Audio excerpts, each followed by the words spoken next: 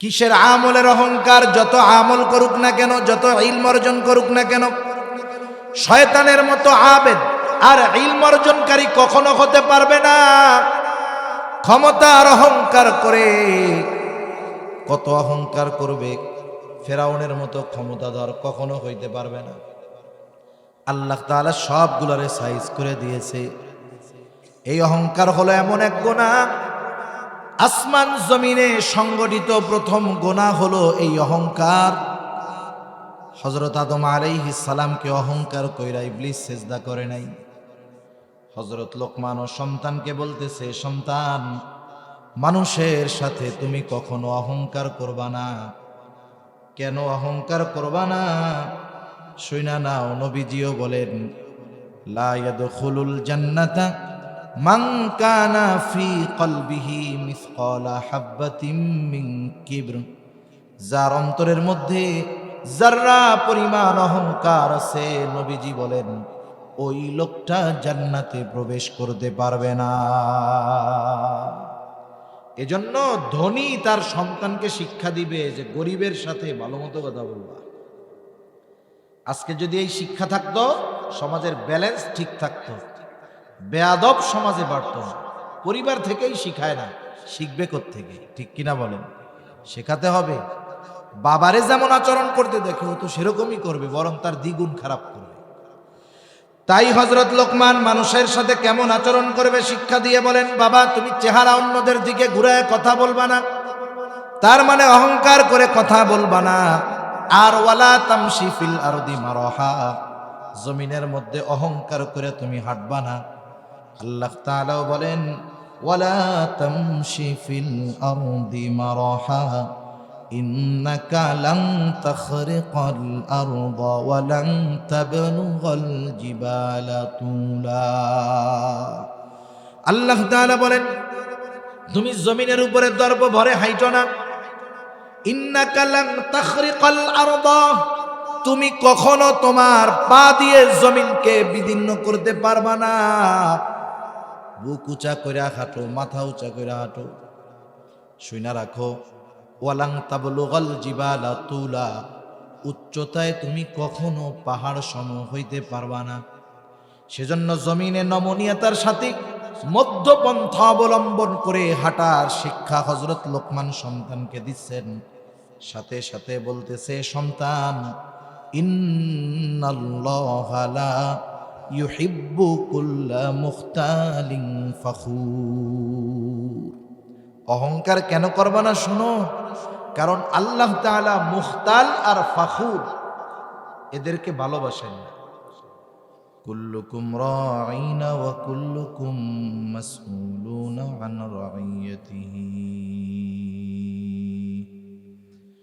আও কামা ক্বালা আন-নাবিয়্যু সাল্লাল্লাহু আলাইহি ওয়াসাল্লাম। সাদাকাল্লাহুল আলিয়্যুল আযীম ওয়া সাদাকা রাসূলুহুন নাবিয়্যুল কারীম ওয়া নাহনু আলা যালিকা মিনাশ শাহিদিন ওয়াশ শাকিরিন ওয়াল হামদুলিল্লাহি রাব্বিল আলামিন।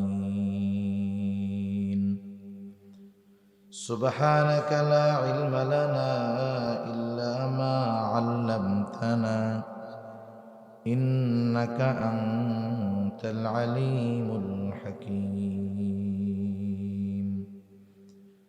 আল্লাহুম্মা সাল্লি আলা মুহাম্মাদিন ওয়া আলা আলি মুহাম্মাদ কামা সাল্লাইতা আলা ইব্রাহিম ওয়া আলা আলি ইব্রাহিম ইন্নাকা হামিদুম মাজিদ। আল্লাহুম্মা বারিক আলা মুহাম্মাদিন ওয়া আলা আলি মুহাম্মাদ কামা বারাকতা আলা ইব্রাহিম ওয়া আলা আলি ইব্রাহিম ইন্নাকা হামিদুম মাজিদ। আল্লাহর মহব্বতে আমরা একটু জবান খুলে জিকির করি, লা ইলাহা ইল্লাল্লাহ। কেউ আছে? পাতলা বালিশ আনতে হবে। আর সম্ভব হলে একটা কোরআন শরীফ এনে দিও। লা ইলাহা ইল্লাল্লাহ, লা ইলাহা ইল্লাল্লাহ, লা ইলাহা ইল্লাল্লাহ, লা ইলাহা ইল্লাল্লাহ, লা ইলাহা ইল্লাল্লাহ, লা ইলাহা।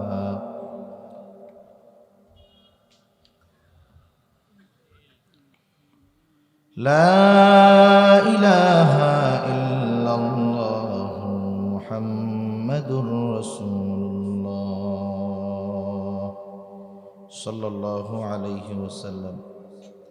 আলহামদুলিল্লাহ, ঐতিহ্যবাহী কিশোরগঞ্জ জেলার অন্তর্গত কটিয়াদি থানাধীন আচমিতা গাংকুলপাড়া ইসলামিয়া কওমিয়া মদিনাতুল উলুম মাদ্রাসা এর উদ্যোগে 40তম ইসলামী মহাসম্মেলনের সম্মানিত শ্রদ্ধেয় সভাপতি, সহসভাপতি, প্রধান অতিথি, বিশেষ অতিথিবৃন্দ সহ সম্মানিত শ্রদ্ধেয় উলামায়ে কেরাম, সামনে উপস্থিত মুরব্বিয়ানে কেরাম, সমবয়সী যুবক বন্ধু, স্নেহের ছোট ভাই এবং পর্দার অন্তরালে অবস্থানরতা সম্মানিতা শ্রদ্ধেয়া মা ও বোন, দয়াময় আল্লাহ রব্বুল আলামিনের দরবারে অগণিত শুকর যে মহান মালিক আমাদের হায়াতে বরকত দিয়ে সুস্থ রেখে দীর্ঘ রাত পর্যন্ত উলামায়ে কেরামের জবান থেকে বহুত গুরুত্বপূর্ণ কথা শ্রবণ করবার, আমাকেও আপনাদের খেদমতে কিছু কথা বলবার সুযোগ যে মহান মালিক দান করেছেন, সে মহান মানিবকে খুশি করার জন্য মহব্বতের সাথে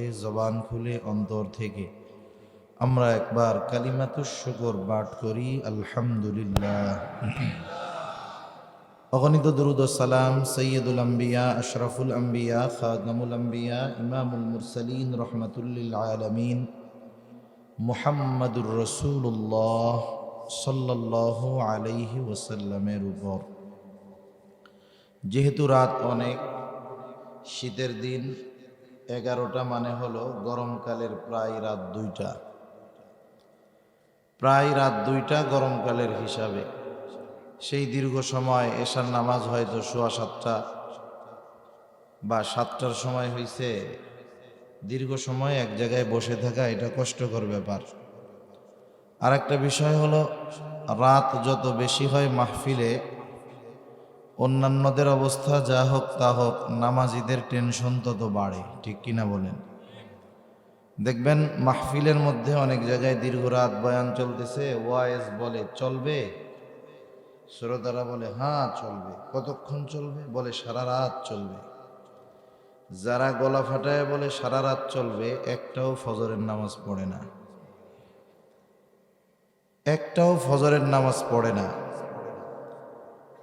সারা দুনিয়ার সব মাহফিল যদি একদিকে রাখা হয়, ফজরের 2 রাকাত ফরজ নামাজকে যদি একদিকে রাখা হয়, নিঃসন্দেহে ফজরের 2 রাকাত ফরজ নামাজের ওজনটা বেশি হবে, ঠিক কিনা বলেন? আর একটা কথা হইতে পারে, আগে তো সারা রাত হইতো, সারা রাত মাহফিল হতো, সেটার বিষয়টা ভিন্ন। ওই প্রস্তুতি নিয়েই মানুষেরা মাঠে আসতো, সারা রাত থাকতো, কেউ শুয়ে থাকতো, ওয়াজ চলতো, ফজরের সময় আজান হইছে, দোয়া হইতো, নামাজ পড়ে যার যার বাড়ি চলে যাইত, সেটা বিষয় ভিন্ন। কিন্তু যখনই মধ্যরাত হবে, এ রাতটা যত গভীর হবে, ফজরের নামাজির তথা নামাজির নামাজ কাজা হওয়ার আশঙ্কা তত বেড়ে যাবে, ঠিক কিনা বলেন? ওয়াজ মাহফিলগুলোর বিভিন্ন উদ্দেশ্য থাকে। মূল উদ্দেশ্য হতে হবে যে আল্লাহ তাআলার পথের পথিক হওয়া। ওয়াজ মাহফিলের উদ্দেশ্য হবে বেনামাজি নামাজি হবে, বদ্দিন দিনওয়ালা হবে, সুন্নাতবিহীন মানুষ সুন্নাতওয়ালা হবে।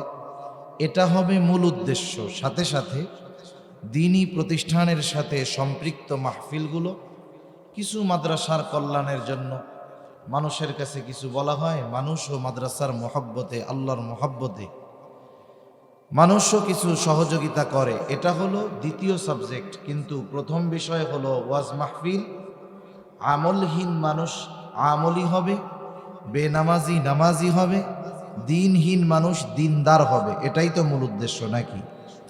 এখন দেখা যায় যদি ওয়াজ মাহফিল গভীর রাত করতে গিয়ে নামাজ কাজা হয়ে যায়, তাহলে ওই ওয়াজ মাহফিল আমাদের পরিবর্তনের কারণ তো হবেই না, বরং দেখা যাবে অনেক সময় এটা আমাদের ক্ষতির কারণ হয়ে দাঁড়াতে পারে, ঠিক কিনা বলে?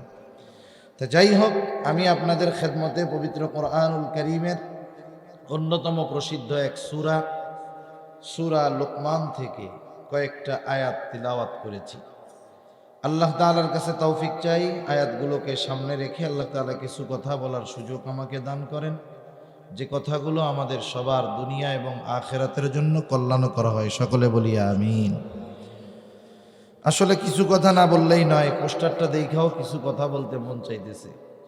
দেখেন, একটা মানুষ, কিছু শব্দ আছে, শব্দের যথাযথ স্থানে ব্যবহার না করার কারণে সেই শব্দের ওজন নষ্ট হয়ে যায়। যেমন কিছু শব্দ আছে ব্যবহারের কারণে ওইটা গালিতে পরিণত হয়। যেমন স্ত্রীর ভাই, ছোট ভাইরে কি বলে বলেন তো? শালা। এটা কিন্তু আসলে গালি ছিল না, এটা তো একটা শব্দ, স্ত্রীর ছোট ভাই। এখন কেউ যদি আর একজনের শালা বইলা কিছু বলে, তাহলে খুশি হবে না গালি মনে করবে? কারণ এই শব্দটা গালি হিসাবে ব্যবহার হতে হতে এখন এই শব্দটা কেউ স্বাভাবিক শব্দ মনে করে না, এটারে সবাই গালিই মনে করে। এজন্য শব্দের জায়গায় ব্যবহার যদি না করা হয়, তাহলে এটা মোটামুটি গালি দেওয়ার মতো হয়ে যায় আর কি। এই যে আল্লামা শব্দ ব্যবহার হয়েছে, এটা কত ওজনদার এক শব্দ, কিন্তু আমরা সাধারণভাবে ব্যবহার করে বসলাম। কাউকে খুশি করার জন্য অতিরঞ্জন করা, অথবা মানুষের সামনে তাকে খুব বড় আকারে উপস্থাপন করার জন্য সে যা না তা বলা, এটাও এক ধরনের ভুল, খেয়ানতের শামিল। যদি হয়তো কর্তৃপক্ষ মোহাব্বত করে লেখছে, বড় মনে করে লেখছে, কিন্তু বিষয়টা করা ঠিক না। আমাদের আকাবিরদের ইতিহাস যদি আমরা পড়ি, দেখা যাবে ওনাদের নামের সাথে কোনো লকব নাই, উপাধি নাই। কাসেম নানুতুবি রহমাতুল্লাহি আলাইহি, আমাদের এই কওমি ধারার মাদ্রাসা যেগুলো, যেই মাদ্রাসাগুলোর মূল হলো দেওবন্দ, এই দেওবন্দি মাদ্রাসার তথা দারুল উলুম দেওবন্দের প্রতিষ্ঠাতাদের একজন হলেন কাসেম নানুতুবি রহমাতুল্লাহি আলাইহি। উনি তো এক জবরদস্ত আলেম ছিলেন। ওনার নামের আগে কেউ মাওলানা বললে উনি মানা করতেন। ওনার নাম প্রসিদ্ধ ছিল মৌলভী কাসেম। প্রসিদ্ধ ছিল কি বলেন তো? মৌলভী কাসেম। উনি নিজের নামের আগে মাওলানা লাগানোটাকেও পছন্দ করেন না। কিন্তু এখনের অবস্থা তো এরকম, আমরাও একজনের কণ্ঠ ভালো, একটু কথা কইতে পারে, ফেসবুকে ওয়াজ আছে, ইউটিউবে আছে, আসলে লোক জড়ো হয়, এই গুণগুলো যখন পাই তখন তাকে আল্লামা লাগাই দেই। অনেকে আবার এমনও হয় আল্লামা না লাগানোর কারণেও বেজার হয়, ঠিক কিনা বলেন? তা যাই হোক, শব্দের জায়গায় আমরা ব্যবহার করব, নাইলে ওই শব্দের যেই ওজন সেটা ঠিক থাকবে না। বাংলাদেশের প্রথিযশা একজন লেখক মাওলানা জাইনুল আবেদিন, উনি ওনার এক বক্তব্যে এক তরবিয়াতি মাহফিলে ছাত্রদের সামনে উনি বলতেছেন, শীতের সময় কাউকে আল্লামা বলা এটা আমার কাছে ছোটখাটো একটা গালি মনে হয়। একটা উদাহরণ দিলে বুঝতে সহজ হবে। অনেক মানুষ আছে, মানুষ অনেক সময় ছোট পেশার সাথে জড়িত থাকে, কিন্তু তার বুঝ, জ্ঞান, আকল এগুলো কিন্তু কম থাকে না। মনে করেন একজন ভ্যান চালায়, রিক্সা চালায়, আছে না আপনাদের এলাকায় ভ্যান রিক্সা চালায়? ভ্যান চালানোর দ্বারাই যে একটা মানুষ মানবিক দিক দিয়ে ছোট তা না। অনেক শিক্ষিত মানুষ আছে যারা ঢাকা শহরে রিক্সা চালাচ্ছে, গ্রাজুয়েট, লেখাপড়া আছে, কিন্তু এদেশে আপনি যত শিক্ষিত এবং যোগ্য হন না কেন, আপনাকে যদি কোনো আপনার শিক্ষা অনুযায়ী কোনো জব পেতে হয়, চাকরি পেতে হয়, আপনার মামু খালু লাগবে, নাইলে বস্তা ভরা টাকা লাগবে, তাছাড়া হবে না।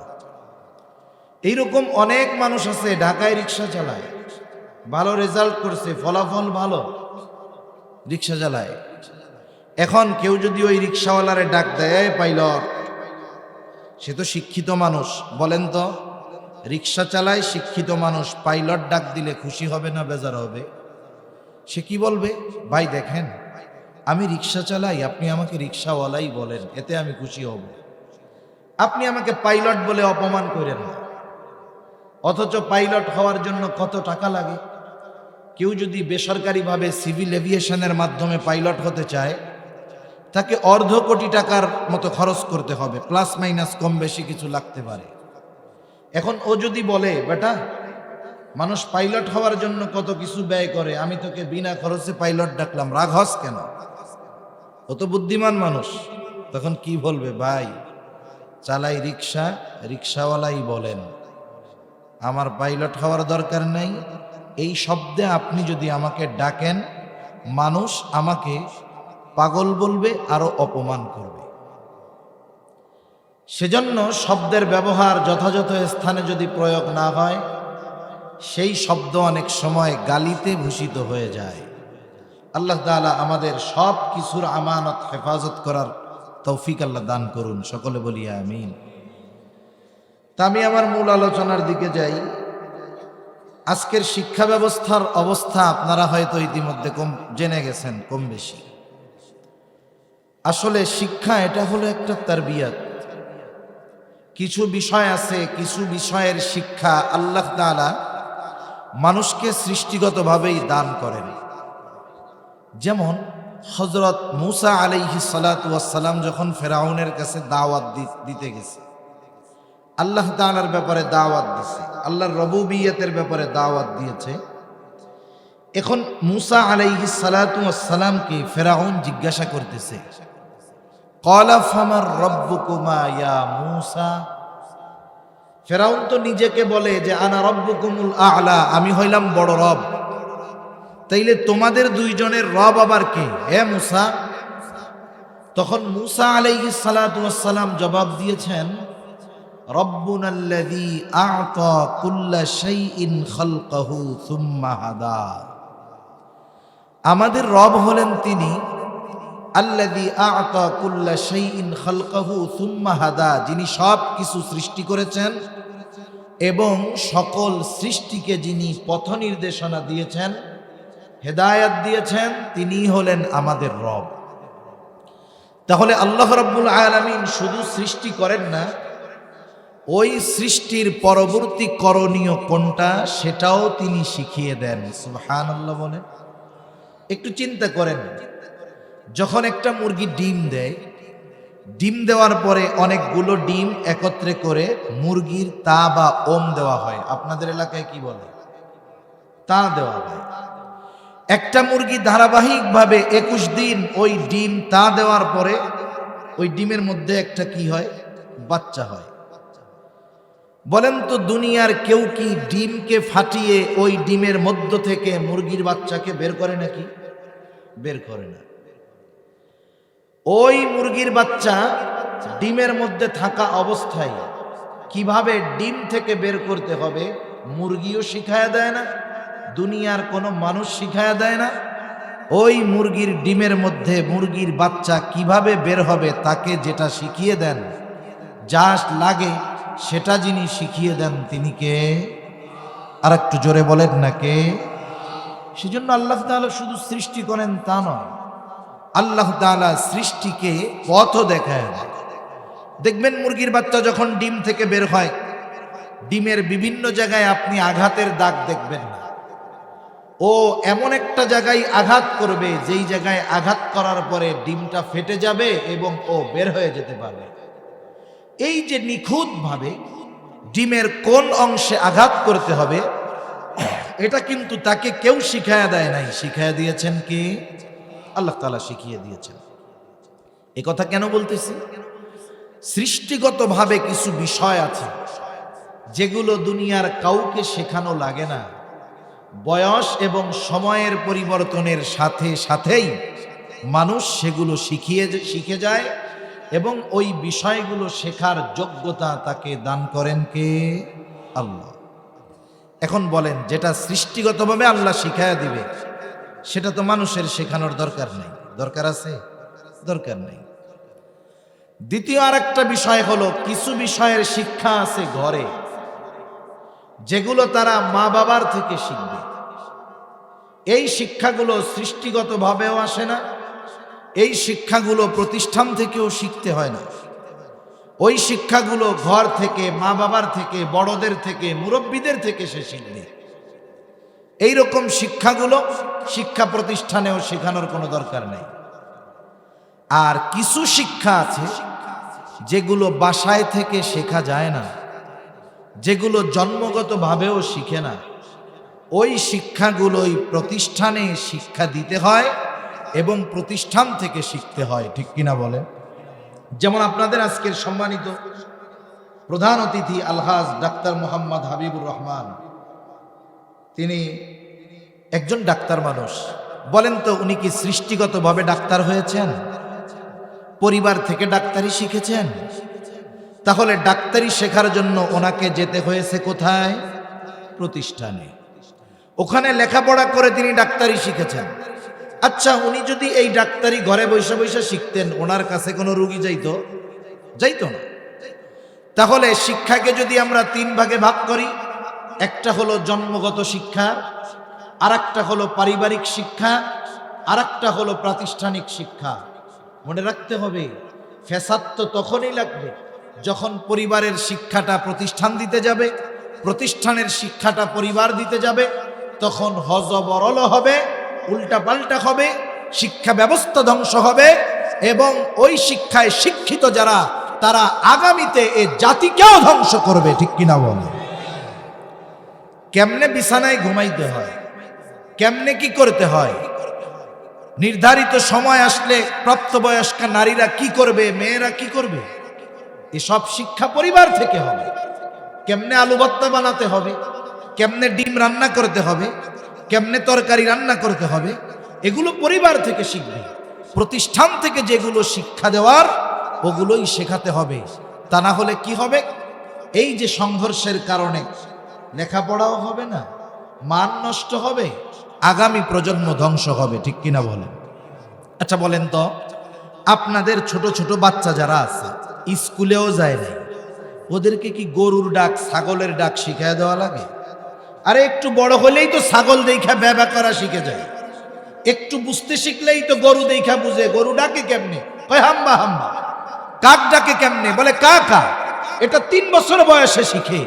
আর আফসোসের ব্যাপার, আজকের শিক্ষা ব্যবস্থায় এই ব্যাঙের ঘ্যাঙর ঘ্যাঙর, সাইকেল চালানো টিং টিং টিং টিং, তারপরে গরুর হাম্বা হাম্বা, ছাগলের ভ্যা ভ্যা ভ্যা ভ্যা, এইগুলো শিখানোর জন্য আমাদের শিক্ষকদেরকে ট্রেনিং দেওয়া হচ্ছে। ঠিক কিনা বলেন? আমি বুঝতেছি না এদেরকে এনারা কি লেখাপড়া শিখাবে, নাকি মানুষগুলো স্কুলে পাঠায়া গরু ছাগল বানাবে, আল্লাহ তাআলাই ভালো জানে। সেজন্য সম্মানিত উপস্থিতি, আমাদের খুব চিন্তা ভাবনা করে আগামীর সিদ্ধান্তগুলো নিতে হবে যে আমাদের এই সন্তানগুলো কোন শিক্ষায় শিক্ষিত করলে বাস্তবে মানুষে পরিণত হবে, কোন শিক্ষায় শিক্ষিত হলে সে আমার জন্য দুনিয়া আখিরাতের সম্পদে পরিণত হবে। এই বিষয়ের সিদ্ধান্ত আমাদেরকে খুব ভেবে চিন্তে নিতে হবে এবং চূড়ান্ত সিদ্ধান্তে পৌঁছাতে হবে যে আমি আমার সন্তান তথা আগামী প্রজন্মকে কোন পথে পরিচালিত করব। ঠিক কিনা বলেন? বাস্তবতা হলো, সন্তানের তালিম তারবিয়াত গড়ে তোলার পদ্ধতি পরিপূর্ণভাবে ইসলাম আমাদেরকে শিক্ষা দিয়েছে। আজকে যে আয়াতগুলো আমি আপনাদের খেদমতে তিলাওয়াত করেছি, এগুলো মূলত একটা সন্তানকে সম্পদে পরিণত করার অন্যতম একটা মাধ্যম। এখানে যার নসিহতগুলো আছে সেই ব্যক্তির নাম হলো হযরত লোকমান।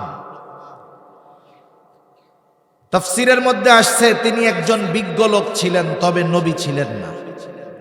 এই হযরত লোকমান তার সন্তানকে কিছু উপদেশ দিয়েছেন।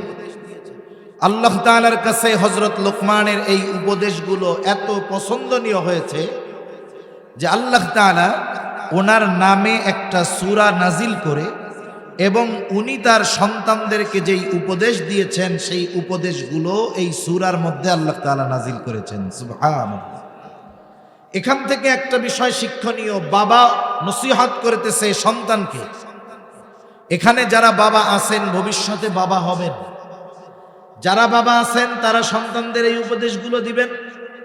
যারা আল্লাহ চাইলে ভবিষ্যতে বাবা হবেন, তারা যখন বাবা হবেন সন্তানদেরকে এই উপদেশগুলো যদি দেন, এই উপদেশের আলোকে যদি গড়ে তুলেন, ইনশাআল্লাহ ওই সন্তান দুনিয়া আখিরাতের সম্পদে পরিণত হবে ইনশাআল্লাহ। তা হযরত লোকমানের নসিহতগুলো বর্ণনা করার পূর্বে আল্লাহ তাআলা হযরত লোকমানের একটু পরিচয় তুলে ধরতেছেন। কেন? কারণ একজন বিজ্ঞ মানুষ, শিক্ষিত মানুষ, দামি মানুষ, তাকে যদি কেউ না চিনে, তাকে যদি কেউ না জানে, তাহলে তার কথার মূল্যায়ন কেউ করবে না। যদি তাকে মানুষেরা চিনে, তার পরিচয় জানে, তাহলে তার এবং তার কথার মূল্যায়ন মানুষ করবে তাকে চেনার কারণে। অপরিচিত ব্যক্তিকে যত প্রসিদ্ধ ব্যক্তি পরিচিত করিয়ে দিবে, ওই অপরিচিত ব্যক্তির গ্রহণযোগ্যতা সমাজে তত বাড়বে। যেমন মনে করেন আপনাদের এলাকায় মনে করেন একজন অপরিচিত লোক আসছে, ওই তেতুলিয়ার এমপি সাহেব, আপনারা তো কেউ তাকে চিনেন না, আমিও চিনি না। এখন উনি একজন এমপি, সম্মানিত মানুষ, আপনাদের এলাকায় যখন আসবে, আপনারা কেউ যখন না চিনবেন, আপনাদের কাছে সে একজন সাধারণ মানুষের মতোই মানুষ, ঠিক কিনা বলেন? কিন্তু আপনাদের এমপি সাহেব যদি বিশাল জনসভার মধ্যে পরিচয় করায় দেয় যে ভাইরা, আমার পাশে যিনি, ইনাকে তো আপনারা চিনেন না, ইনি এদেশের অমক এলাকার একজন এমপি, রানিং এমপি। এখন বলেন তো, একটু আগে ওই লোকের যেই গ্রহণযোগ্যতা আপনাদের মধ্যে ছিল, পরিচয় জানার পরে তার গ্রহণযোগ্যতা আপনাদের মধ্যে বাড়বে না কমবে? নিঃসন্দেহে বাড়বে। এখন যদি ওই লোকের পরিচয় বাংলাদেশের প্রধানমন্ত্রী করায় দেয়, বলেন তো প্রধানমন্ত্রীর পরিচয় করিয়ে দেওয়ার কারণে ওই অপরিচিত লোকের গ্রহণযোগ্যতা আগের চাইতে বাড়বে না কমবে? বাড়বে। হযরত লোকমানের পরিচয় দুনিয়ার কেউ করায়া দিচ্ছেন না, যিনি করায়া দিয়েছেন তিনি কে? আল্লাহ। আল্লাহ তাআলা হযরত লোকমানের পরিচয় আমাদেরকে জানাচ্ছেন। আল্লাহ তাআলা বলেন, ওয়ালাকাদ আতাইনা লুকমানাল হিকমাতা আনিশকুর লিল্লাহ। আল্লাহ রাব্বুল আলামিন বলেন, আমি হযরত লোকমানকে হিকমত দান করেছি। তাফসীরের মধ্যে আসছে হযরত লোকমানের কাছে দুটো জিনিস পেশ করা হয়েছে, একটা হলো নবুয়ত আর একটা হলো হিকমত। সুযোগ দেওয়া হয়েছে, লোকমান আপনি যদি চান নবুয়ত গ্রহণ করতে পারেন, যদি চান হিকমত গ্রহণ করতে পারেন। প্রত্যেকটা নবী হিকমতওয়ালা, কোনো সন্দেহ নাই। হিকমতের তুলনায় নবুয়ত অনেক মর্যাদাপূর্ণ একটা বিষয়। হযরত লোকমানের সুযোগ থাকার পরেও তিনি নবুয়ত গ্রহণ না করে হিকমতকে তিনি গ্রহণ করেছেন। জিজ্ঞাসা করা হলো, লোকমান, নবুয়তের মতো দায়িত্ব নেওয়ার সুযোগ থাকার পরেও কেন আপনি হিকমতকে গ্রহণ করলেন? হযরত লোকমান বললেন, শোনো, একটা হলো দায়িত্ব দেওয়া আর একটা হলো সুযোগ দেওয়া। একটা হলো দায়িত্ব দেওয়া আর একটা হলো দায়িত্ব নেওয়া। এই দুটোর মাঝে তফাৎ আছে। আল্লাহ তাআলা যদি আমাকে নিজের থেকে নবুয়ত দিতে চাইতেন, তাহলে দ্বিতীয় কোনো অপশন আমাকে দিতেন না, সরাসরি আমাকে নবুয়ত দান করতেন। আর ওই নবুয়তের জিম্মাদারি পালন করার জন্য যত ব্যবস্থাপনা দরকার, সব ব্যবস্থাপনা আল্লাহ তাআলাই গ্রহণ করতেন। যেহেতু আল্লাহ তাআলা আমাকে সরাসরি নবুয়ত দেন নাই, বরং দুটো থেকে একটা বেছে নেওয়ার সুযোগ দিয়েছেন। এখন আমি যদি নবুয়তকে গ্রহণ করতাম আর ওই জিম্মাদারি পালন করতে গিয়ে কোনো ত্রুটি বিচ্যুতি হতো, তাহলে আল্লাহ তাআলার সামনে জবাবদিহিতার কাঠগড়ায় দাঁড়ানো লাগতো। এই জন্য আমি নবুয়তকে গ্রহণ না করে হিকমতকে গ্রহণ করেছি। আর হযরত লোকমান আসলেও একজন হিকমতওয়ালা লোক ছিলেন, যার কথা এবং কর্মের ভিতরে হিকমত পাওয়া যাইত। কথা কর্মের মধ্যে প্রজ্ঞা নিহিত থাকত। হযরত লোকমান জীবনের প্রারম্ভে ছাগলের রাখাল ছিলেন, এক লোকের ছাগল চড়াইতেন। একদিন ছাগলের মালিক এসে বলে, লোকমান, আমার জন্য একটা ছাগল জবাই করে আনো, আর ছাগলের সর্বোৎকৃষ্ট অংশ আমার সামনে হাজির করো। হযরত লোকমান একটা ছাগল জবাই করলেন। ছাগল জবাই করবার পরে ছাগলের হৃৎপিণ্ড আর জিহ্বা, এই দুই অংশ মালিকের সামনে আইনা হাজির করলেন যে মালিক, এটা হলো সর্বোৎকৃষ্ট অংশ। এইবার মালিক আবার নির্দেশ দিল, লোকমান, আর একটা ছাগল জবাই করবা, আর ছাগলের সবচাইতে নিকৃষ্ট অংশ আমার সামনে হাজির করবা। হযরত লোকমান আর একটা ছাগল জবাই করলেন, আবার হৃৎপিণ্ড আর জিহ্বা এই দুইটা অংশ নিয়ে মালিকের সামনে হাজির। সর্ব উৎকৃষ্ট অংশ আনতে বলছে, এই দুইটা আনছে। সবচাইতে নিকৃষ্ট অংশ আনতে বলেছে, এই দুইটাই আনছে। মালিক বলে, লোকমান, তুমি কি আমার সাথে মজা করো নাকি? লোকমান এবার জবাবে বলে, মালিক, কারো যদি এই দুইটা অংশ ভালো হয়ে যায় তথা জবান আর অন্তর ভালো হয়ে যায়, সে সর্ব উৎকৃষ্ট হয়ে যায়, আর যার এই দুইটা জিনিস নিকৃষ্ট হয়ে যায় সে সবচাইতে নিকৃষ্ট হয়ে যায়। হযরত লোকমান শুধু প্রজ্ঞাবান একজন ব্যক্তি ছিলেন না, বরং তিনি একজন শকরগুজার বান্দা ছিলেন। হযরত লোকমান শকরগুজার বান্দা ছিলেন। যখন তিনি গোটা দুনিয়া ব্যাপী প্রসিদ্ধি অর্জন করেছেন, জীবনের প্রথম অবস্থার কথা তিনি বলে যান নাই। আমাদের সমাজে অনেক মানুষ এমন আছে, একটা সময় গায়ের পোশাক কেনার টাকা ছিল না, পায়ে দেওয়ার জুতা ছিল না। সময়ের পরিবর্তন, এখন হাজার কোটি টাকার মালিক। এই রকম লোক কম বেশি আমাদের দেশে আছে না নাই? এক সময় কিছু ছিল না, এখন কোটিপতি। আপনি যদি তাকে তার বন্ধুদের সামনে গিয়ে অতীতের কথা স্মরণ করায় দিয়া বলেন, ভাই, একটা সময় তো আপনার খাবারের কিছু ছিল না, আল্লাহ তাআলা আজকে আপনাকে অনেক কিছু দিয়েছে, এই লোকটা যদি তখন আপনার কথার ব্যাপারে প্রতিবাদ করে, তার মধ্যে যদি অহংকার প্রকাশ পেয়ে যায়, বন্ধুদের সামনে সে যদি তার অতীতকে অস্বীকার করে বলে, এই মিয়া রাখেন, আমার পূর্বপুরুষ থেকেই আমরা ধনী, আমরা কখনো গরিব ছিলাম না, বুঝে নিবেন এই লোকটা যদিও গরিব থেকে ধনী হয়েছে, কিন্তু এ শকরগুজার বান্দা নয়। অতীতকে অস্বীকার করার দ্বারা এ কথা বোঝা যায় সে হলো একজন। আবার আপনি এর ব্যতিক্রম পাবেন, এক সময় কিছু ছিল না, এখন কোটিপতি। মানুষের সামনে যদি আপনি তাকে তার অতীতের কথা স্মরণ করায় দেন, সে আপনার উপরে ধমক দিবে না, আপনাকে বসায়া দিবে না, চোখ গরম করবে না, বরং সে নমনীয়তার সাথে বলবে, হ্যাঁ, এক সময় আমার কোনো কিছুই ছিল না, আল্লাহ তাআলা আজকে আমাকে অনেক কিছু দিয়েছে, আল্লাহ তাআলা অনেক সম্পদ সম্মান দিয়েছে, আলহামদুলিল্লাহ। এই অতীতকে স্বীকার করার কারণে আপনাকে আমাকে বুঝে নিতে হবে এই লোকটা হলো একজন শকরগুজার মানুষ। আল্লাহ রাব্বুল আলামিন মূলত হযরত লোকমানের ব্যাপারে বলতেছেন যে লোকমান একজন শকরগুজার বান্দা ছিল। হযরত লোকমান যখন দুনিয়াব্যাপী প্রসিদ্ধি অর্জন করছে, আজকে তো আমরা ইউটিউবে, মোবাইলের মধ্যে দেখি, বক্তা দেখি, প্রসিদ্ধ হলে, ভাইরাল হলে আমরা সেখানে গিয়ে জমা হয়ে যাই। ওই জামানা যখন ইউটিউব ছিল না, ফেসবুক ছিল না, মোবাইল ছিল না, ওই জামানায় হযরত লোকমানের কোথাও যাওয়া লাগতো না, বরং দূর দূরান্ত থেকে দৈনিক হাজার হাজার মানুষ হযরত লোকমানের বাড়িতে আসতো হযরত লোকমানের ওয়াজ শোনার জন্য। এখন তো মনে করেন বিশাল প্যান্ডেল বানায়া, মাইক অ্যানাউন্স কইরা, এরপরে বসার ব্যবস্থা কইরা, কত জায়গায় খেচুড়ি দিয়া, অনেক জায়গায় দেয় না, মাহফিলের পরে খেচুড়ি, এইটা দিয়াও লোকজন নসিহত শুনতে আসে না, ওয়াজ শুনতে আসে না। চিন্তা করে যদি ভাইরাল ব্যক্তি হয়, হাসাইতে পারবে, কান্দাইতে পারবে, নাচানাচি করতে পারবে, একেবারে বক্তব্য দিয়ে সব উল্টায় ফেলাইতে পারবে, এইটা দেখার জন্য হাজির হয়।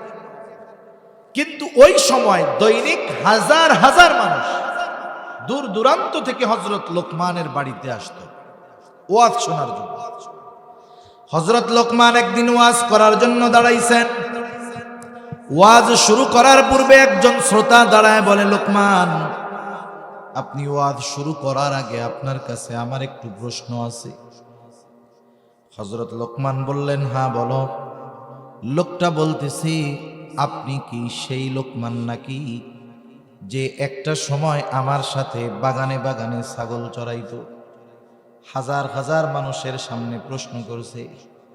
বলেন তো, ওই হালতটা যদি আমাদের কারো হইতো, এক ধমক দিয়া কইতাম, বেটা বয়, চুপ করে থাক, ঠিক না?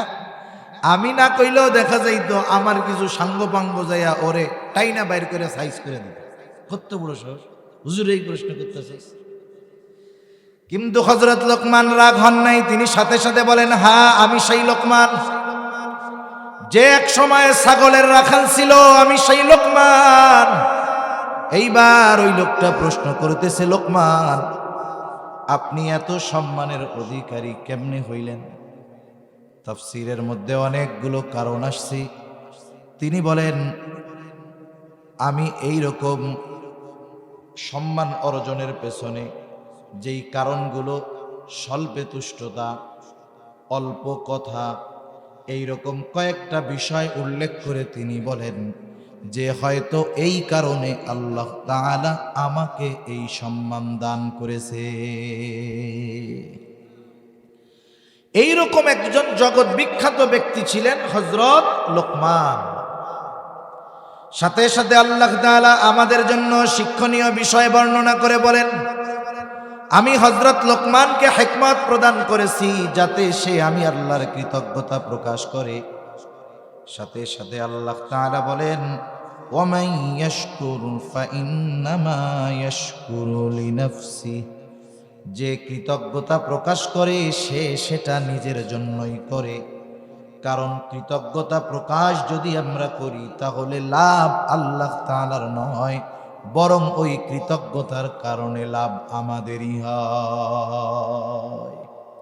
এজন্য আল্লাহ তাআলা বলেন, ওমান ইয়াশকুর ফাইন্নামা ইয়াশকুরু লিনাফসি, যে কৃতজ্ঞ বান্দা হয়, আল্লাহ তাআলার কৃতজ্ঞতা প্রকাশ করে, সে সেটা নিজের জন্য করে। শোনেন, মানুষ নেয়ামত পেয়ে কেউ অহংকারী হয়, নেয়ামত পেয়ে কেউ কৃতজ্ঞ হয়।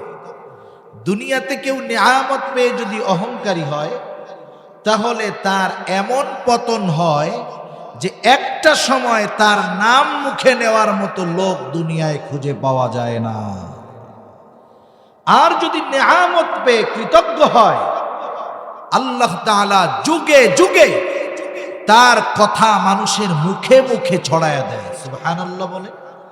এজন্য দেখবেন যারা দ্বীনের উপরে পরিচালিত হয়েছে, সেই মানুষগুলো ক্ষমতা পেয়েও, শাসক হয়েও এরা কৃতজ্ঞ বান্দা থাকছে। একেবারে যদি অতীত থেকে টান দেই, গোটা দুনিয়ার বাদশাহী করেছেন হযরত সুলাইমান আলাইহিস সালাম। তিনি অহংকারী ছিলেন না, কৃতজ্ঞ বান্দা ছিলেন। আল্লাহ তাআলা কোরআনুল কারীমে সুলাইমান আলাইহিস সালামের প্রশংসা করেছেন।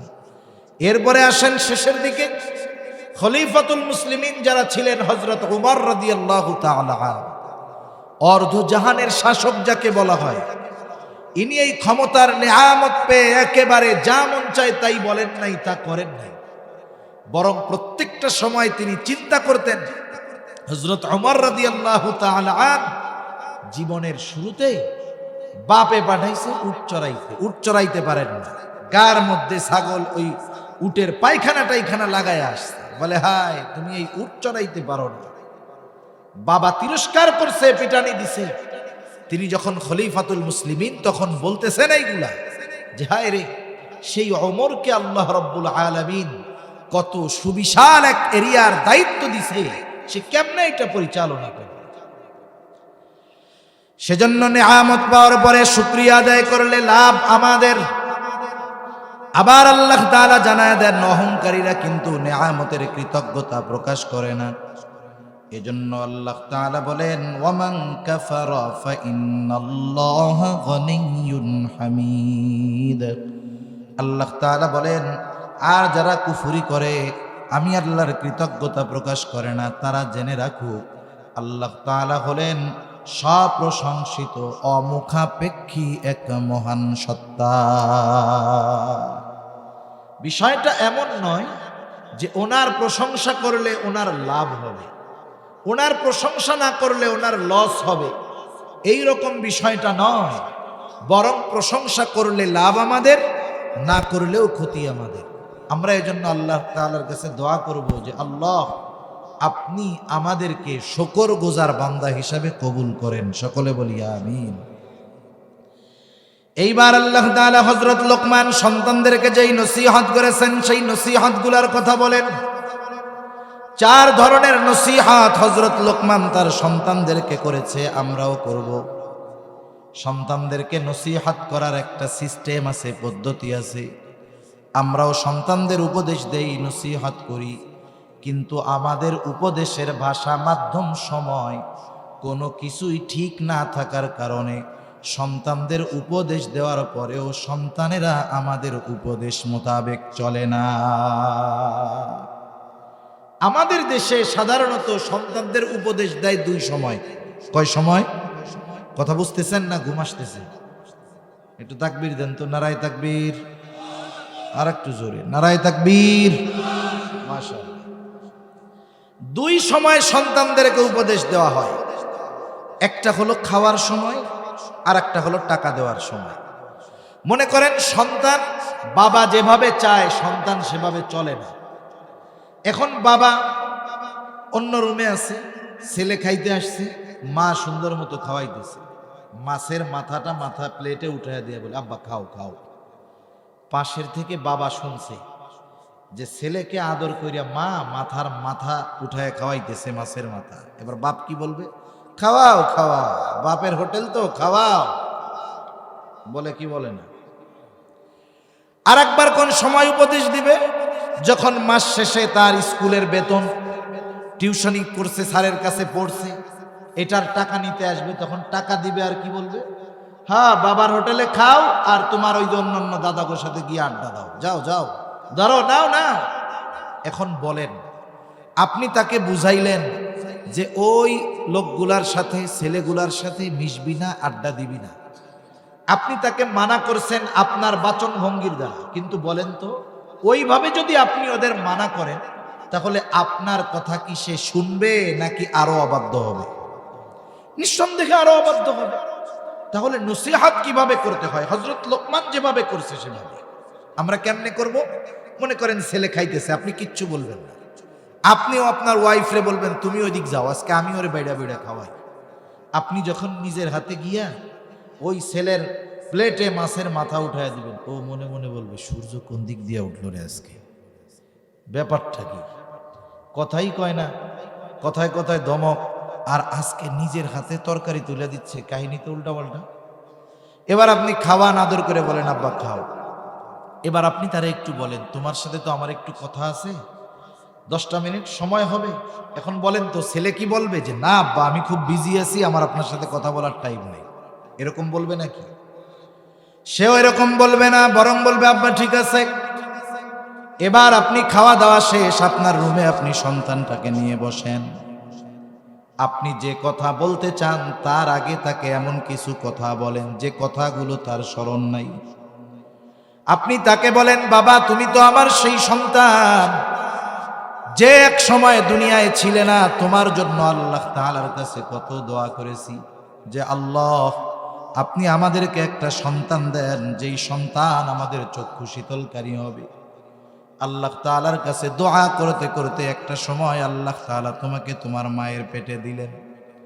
আমরা শুধু অপেক্ষায় আছি কখন তুমি দুনিয়ায় আসবা, তোমার এই চেহারাটা দেখবো আর আমাদের চক্ষুটা শীতল হবে। এক সময় সেই মহেন্দ্রক্ষণ এলো, তুমি দুনিয়ায় আসলা, তোমার মা তোমাকে গর্ভধারণের সব কষ্ট তোমার চেহারা দেখে ভুলে গেল। আমিও আমার হৃদয়ের শীতলতা, চক্ষুর শীতলতা তোমাকে দেখে অনুভব করলাম। আমাদের ধ্যান ধারণা জুড়ে তুমি আজকের এই রক্ত পানি করে উপার্জন, সেটাও তোমার জন্য। ও সন্তান, ওই সময়টা এমন এক সময় ছিল, তোমার আনন্দে আমরা আনন্দিত হইতাম, তোমার কষ্টে আমরা কষ্ট পাইতাম। সন্তান, সব সময় তোমার মঙ্গল কামনা করি, ভালোটা চাই। সন্তান রে, তোমার কথাগুলো, তোমার কর্মগুলো আমাদের জন্য যেন আনন্দদায়ক হয়, আমরা যেন তোমার মাধ্যমে কখনো কষ্ট না পাই, এই আশা করি। বাবারে, তুমি তো আমার কলিজার টুকরা সন্তান। আজকে যখন দেখি তুমি অমুক জায়গায় দাঁড়ায় ওই দুষ্টু ছেলেগুলার সাথে আড্ডা দাও, তখন বাবা আমার হৃদয়ে বড় কষ্ট লাগে।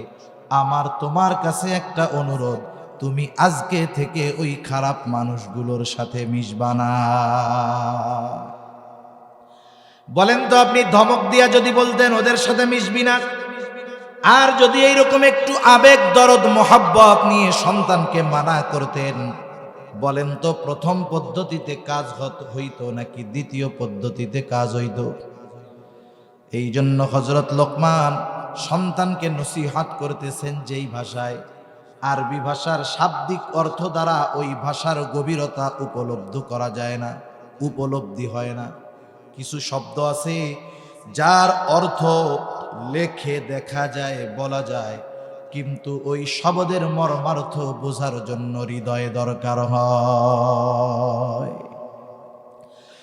হযরত লোকমান সন্তানকে নসিহত করতেছে। আল্লাহ তাআলা বলেন, ওয়া ইয ক্বালা লুকমানু লিবনিহি ওয়া হুয়া ইয়াইদুহু ইয়া বুনাইয়া লা তুশরিক বিল্লাহ।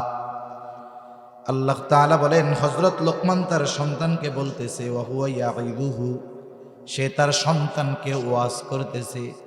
ওয়াজের ভাষা আসবে দিল থেকে, ওয়াজের কথা হবে হৃদয় ছোঁয়া। হযরত লোকমান সন্তানকে বলতেছে, ইয়া বুনাইয়া, হে আমার বৎস। বাংলায় যদি বলি, ও আমার কলিজার টুকরা সন্তান, লা তুশরিক বিল্লাহ, তুমি আল্লাহ তাআলার সাথে শিরিক কইরো না। আমি শুরুতে বলছিলাম হযরত লোকমান সন্তানকে এখানে 4 ধরনের নসিহত করেছেন। প্রথমটা হলো ঈমান সম্পৃক্ত তাওহীদের শিক্ষা হযরত লোকমান তার সন্তানকে দিয়ে বলেন, হে আমার বৎস, তুমি কখনোই আল্লাহ তাআলার সাথে শিরিক করবা না। শিরিক হলো এমন এক পাপ, কিছু শিরক আছে ওই শিরকের কারণে বেঈমান হয়ে যায়। মক্কার মুশরিক যারা ছিল, এরা কিন্তু আল্লাহ তাআলাকে অস্বীকার করত না, এরা আল্লাহ তাআলাকে স্বীকার করত, কিন্তু তারা এমন কিছু শিরক করত যার কারণে তারা বেঈমান, চিরস্থায়ী জাহান্নামী, কোনো সন্দেহ নেই। এখন কথা হলো, তারা আল্লাহ তাআলাকে স্বীকার করত, এটা আবার কেমন কথা? এটা আমার কথা নয়, এটা স্বয়ং আল্লাহ তাআলা কোরআনুল কারীমের মধ্যে জানায় দিয়েছেন। আল্লাহ রাব্বুল আলামিন বলেন, ওয়ালা ইন সাআলতাহুম মান খালাকাস সামাওয়াতি ওয়াল আরদা লায়াকুলুন্নাল্লাহ। আল্লাহ রাব্বুল আলামিন বলেন, আপনি যদি মক্কার মুশরিকদেরকে জিজ্ঞাসা করেন, মান খালাকাস সামাওয়াতি ওয়াল আরদ, আসমান এবং জমিনের স্রষ্টা কে? আল্লাহ তাআলাই জবাব দিয়ে বলেন, লায়াকুলুন্নাল্লাহ। আপনার এই প্রশ্নের জবাবে তারা তাদের দেবদেবীদের কথা বলবে না। কি বলবে? দুইটা তাকিদ যোগ করে আল্লাহ তাআলা বলেন, লায়াকুলুন্নাল্লাহ, অবশ্যই অবশ্যই তারা বলবে আসমান জমিনের স্রষ্টা হলেন আল্লাহ। শুধু তাই না, আপনি যদি তাদেরকে জিজ্ঞাসা করেন তাদের স্রষ্টাকে, ওয়ালা ইন সাআলতাহুম মান খালাকাহুম লায়াকুলুন্নাল্লাহ, আপনি যদি তাদের জিজ্ঞাসা করেন তাদের কে সৃষ্টি করেছে, তারা নিজেদের দেবদেবীদের কথা বলবে না, তারা অবশ্যই অবশ্যই বলবে আমাদের স্রষ্টা আল্লাহ। তার মানে মক্কার মুশরিকরা আল্লাহ তাআলার অস্তিত্বে বিশ্বাসী ছিল, কিন্তু তাওহীদের মধ্যে না থাকার কারণে এমন কিছু শিরকের সাথে তারা জড়িয়ে গিয়েছিল, যার কারণে তাদের ওই বিশ্বাস তথা ঈমান বাতিল বলে গণ্য হয়ে গেছে। আমাদের সমাজেও অনেক মানুষ আছে, মুসলমান সমাজে বসবাস করে, মারা গেলে মুসলমানদের মতো কাফন হবে, দাফন হবে, জানাজা হবে, কিন্তু এমন কিছু বিশ্বাস তারা দুনিয়ার জমিনে লালন করত অন্তরে, যার কারণে তারা যে কখন বেঈমান হয়ে গেছে আমরাও জানি না। এই জন্য কিছু কিছু বিষয় আছে যেটা আল্লাহ তাআলার সাথেই নির্দিষ্ট। এই বিষয়গুলো যদি কেউ কোন মাখলুকের সাথে সাব্যস্ত করে তার ঈমান থাকে না। যেমন একটা উদাহরণ দিয়ে বলি, বলেন তো সন্তান দেওয়া না দেওয়ার ক্ষমতাটা কার? আর একটু জোরে বলেন না কার? আমাদের দেশে মাঝে মধ্যে বিভিন্ন মাজারে গিয়া দেখবেন সন্তান চায়, অনেক পীরের কাছে গিয়ে সন্তান চায়।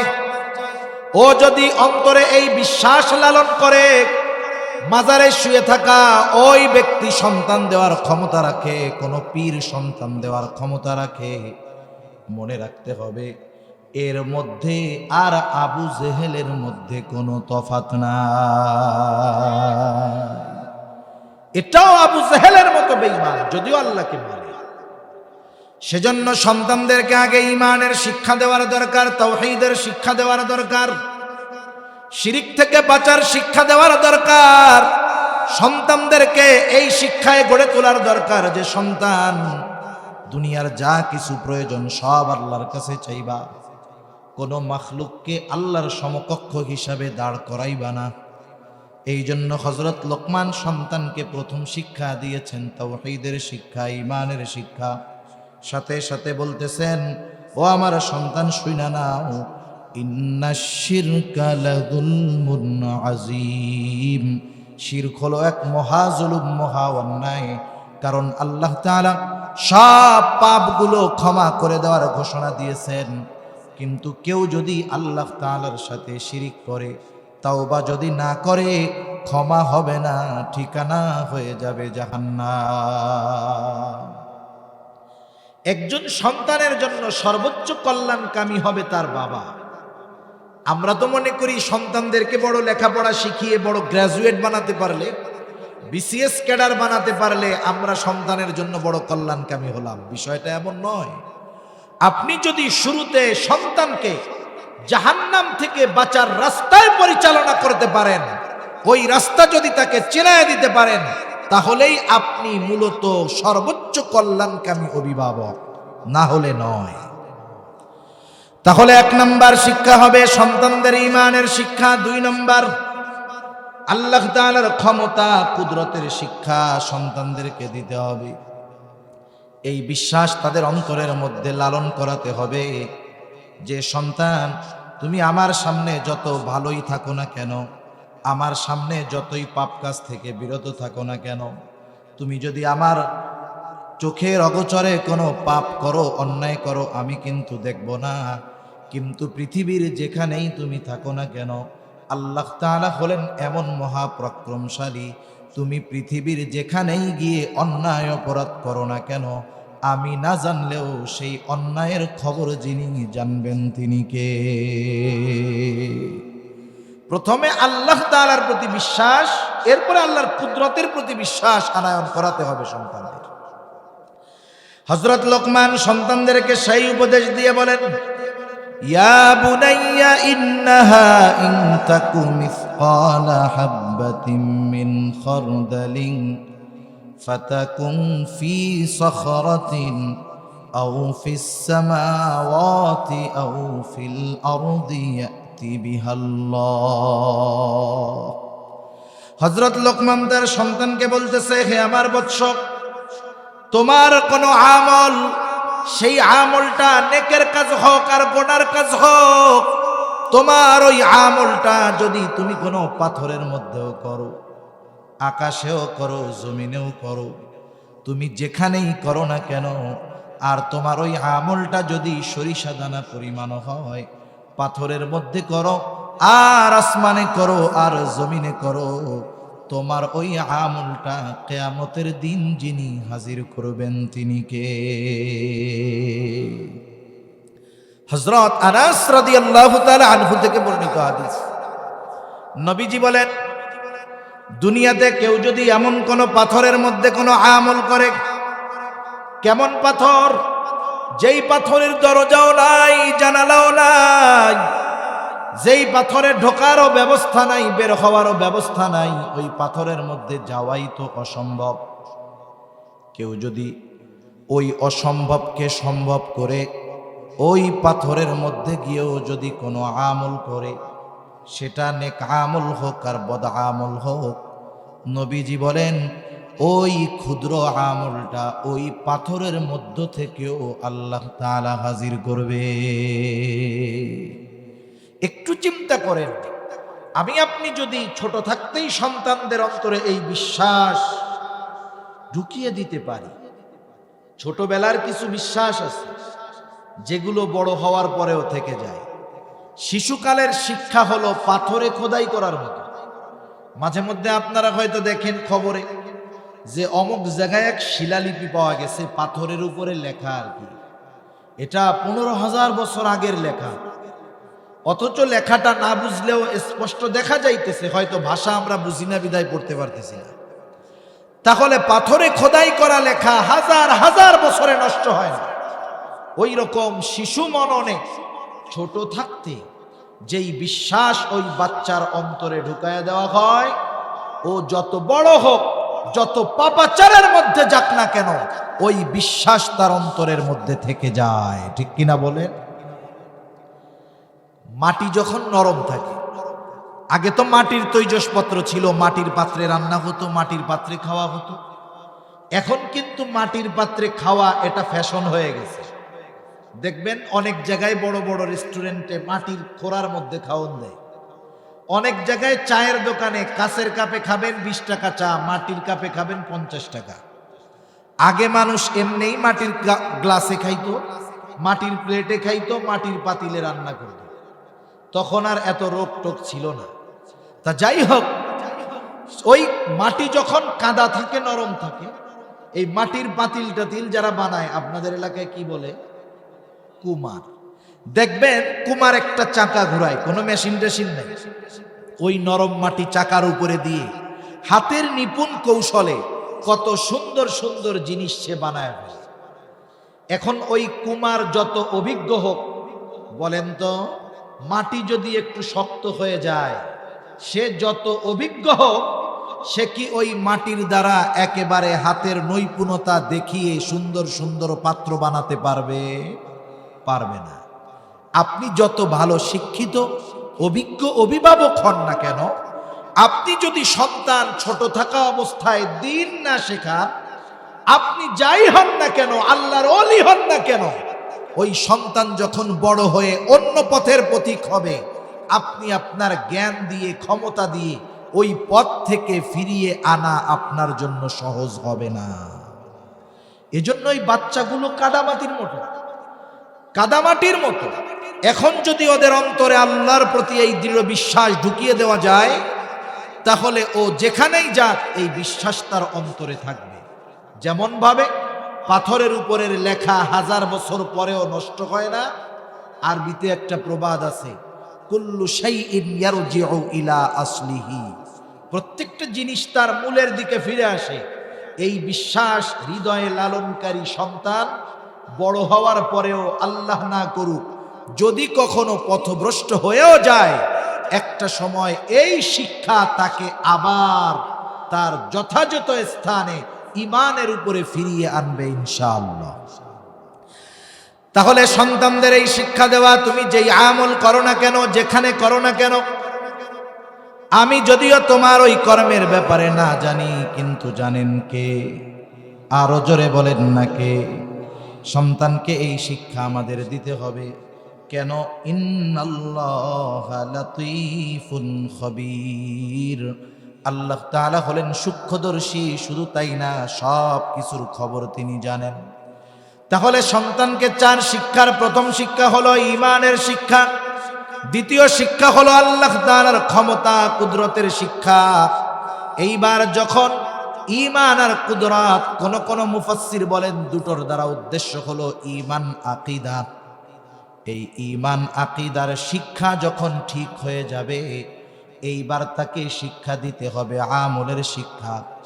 ঈমান আকীদা যখন ঠিক হয়ে যায়, তখন অনেক আমলের দরকার হয় না। এই জন্য নবীজিও বলেন আখলিস দীনাকা ইয়াকফিকাল আমালুল কলিল। তোমার ঈমান খাঁটি করো, বিশুদ্ধ করো, অল্প আমল নাজাতের জন্য যথেষ্ট হয়ে যাবে। সন্তানের ঈমান আকীদার শিক্ষার পরে এবার তাকে শিক্ষা দিতে হবে আমলের শিক্ষা। ঈমানের পরে সবচাইতে গুরুত্বপূর্ণ যেই আমল, সেই আমলের নাম হলো সালাত, নামাজ।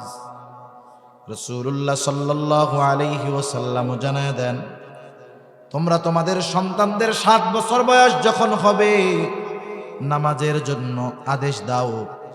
10 বছর বয়স নামাজ না পড়লে প্রহার করো, সাথে সাথে তাদের বিছানাটা আলাদা করে দাও। হযরত লোকমান ও সন্তানকে বলতেছে, হে আমার সন্তান, ইয়া বুনাইয়া আকিমিস সালাহ। আমলটা দুই ভাবে হয়, একটা হলো পার্সোনাল আমল আর একটা হলো সামগ্রিক আমল। পার্সোনাল যত আমল আছে, ব্যক্তিগত যত ইবাদত আছে, এই ইবাদতগুলোর মধ্যে সবচাইতে বড় ইবাদত হলো নামাজ। আর সামগ্রিকভাবে কিছু আমল আছে, সেই আমলগুলোর মধ্যে সবচাইতে বড় আমল হলো ভালো কাজের আদেশ করা, অসৎ কাজের নিষেধ করা। তাহলে নামাজ এটা ঈমানের পরে সবচাইতে গুরুত্বপূর্ণ ইবাদত। নবীজিও বললেন 7 বছর বয়সে সন্তানদের নামাজের আদেশ করো, 10 বছরে নামাজ না পড়লে প্রহার করো। বলেন তো, আপনি যদি আপনার অধীনস্থ কাউকে কোনো কাজের আদেশ করতে চান, বলেন তো আদেশ করার আগে ওই কাজটা তাদের শেখানোর দরকার আছে না নাই? আগে শেখাতে হবে, এরপরে আদেশ করতে হবে। তাহলে 7 বছরে যদি আদেশ করতে চান, এই নামাজ শেখাতে হবে আরো আগের থেকে। এজন্য আমাদের উচিত বিশেষ করে সুন্নাত নফল নামাজগুলো বাসায় পড়া। এতে কি হবে, আমাদের মা বোনেরা নামাজ পড়েন ঘরের অন্দরমহলে, ভেতরে।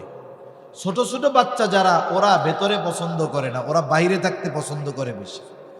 আর পুরুষ মানুষ নামাজ পড়বে ঘরের আধারে নয়, বারান্দায় পড়বে, খোলামেলা জায়গায় পড়বে। যখন ওই বাচ্চা দেখবে তার বাপ নামাজ পড়তেছে মাথায় টুপি দিয়া, ওর গায়ে পোশাক থাকুক আর না থাকুক, টুপি পাক আর না পাক, একটা টিফিন বাটি মাথায় দিয়া টুপি বানাই আব্বার সাথে সিজদা দেওয়া শুরু করবে। ঠিক কিনা বলেন? কারণ বাবা যেই কাজ করে, অভিভাবক যেই কাজ করে, ওই কাজটা যদি খারাপও হয়, ছোটরা ওটাকে ভালো মনে করে। আপনি নামাজ পড়বেন, আপনার সাথে সেও নামাজে দাঁড়ায় যাবে।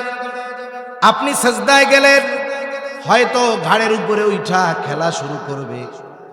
অনেক সময় বিরক্ত হয়ে অনেক সমস্যা আছে নাকি? আপনি সিজদাটাকে লম্বা বানায় দেন, কোনো অসুবিধা নাই। রাহমাতুল লিল আলামিন একদিন মসজিদে নববীর মধ্যে ইমামতি করতেছেন, নামাজের সিজদায় গেছেন।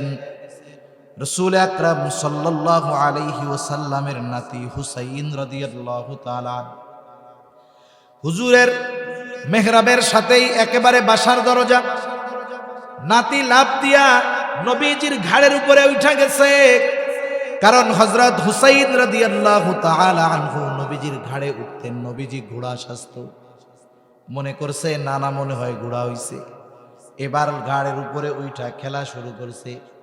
নবীজিও সেজদা লম্বা করতেছে, ওঠেন না। সাহাবায়ে কেরাম ভাবতেছে হয়তো কোনো ওহী নাজিল হয়, এই জন্য নবীজি মনে হয় সেজদা থেকে উঠেন না। নবীজি নামাজ শেষ করলেন, সাহাবাদের দিকে ঘুরে বসলেন। কোনো ওহী যদি নাজিল হতো, নবীজি সাথে সাথে শোনায়া দিতেন।